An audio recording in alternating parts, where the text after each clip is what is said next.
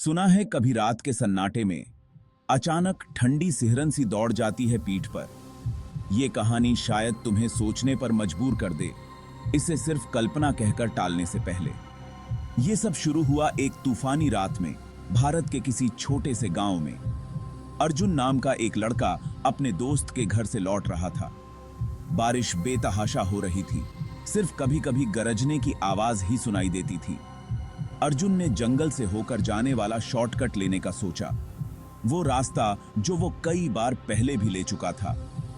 लेकिन आज रात कुछ अलग सा महसूस हो रहा था। हवा में एक अजीब सी खामोशी थी और पेड़ एक दूसरे से कुछ फुसफुसा रहे थे। जंगल में जितना अंदर वो जाता गया, उसे लगा कोई परछाई उसके पीछे है। उसका दिल धड़कने लगा और वो अपनी चाल तेज कर ली, जैसे उस नजर से बचने की कोशिश कर रहा हो। अचानक उसे अपने पीछे कदमों की आहट सुनाई दी। वो मुड़ा, लेकिन वहां कोई नहीं था। घबराहट होने लगी और वो भागने लगा। परछाइयां उसके आसपास घिरती सी महसूस हो रही थीं। डर से भागते भागते अर्जुन की नजर एक पुराने वीरान से घर पर पड़ी।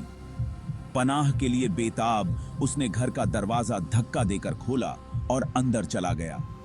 हवा बासी थी और अंधेरा उसे निगलता सा महसूस हो रहा था। वो अपने फोन के लिए भागा।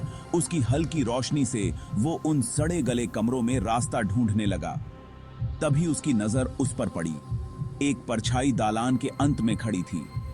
उसकी आंखें अजीब सी रोशनी से चमक रही थीं और उसके चेहरे पर एक खतरनाक मुस्कान थी। डर से जकड़ा हुआ अर्जुन हिल नहीं पा रहा था। वो परछाई उसकी तरफ बढ़ने लगी।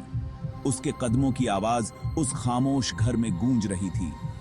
जैसे ही अर्जुन को लगा कि अब सब खत्म हो गया, बिजली चमकी और वो परछाई गायब हो गई।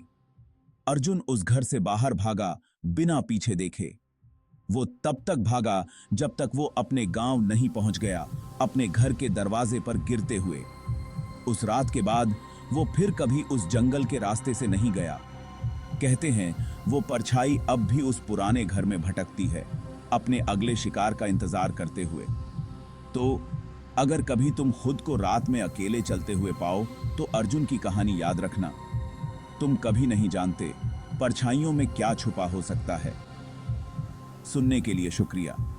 अगर आपको कहानी पसंद आई हो तो लाइक बटन दबाएं और ऐसे और दिल दहला देने वाले किस्सों के लिए सब्सक्राइब करना न भूलें।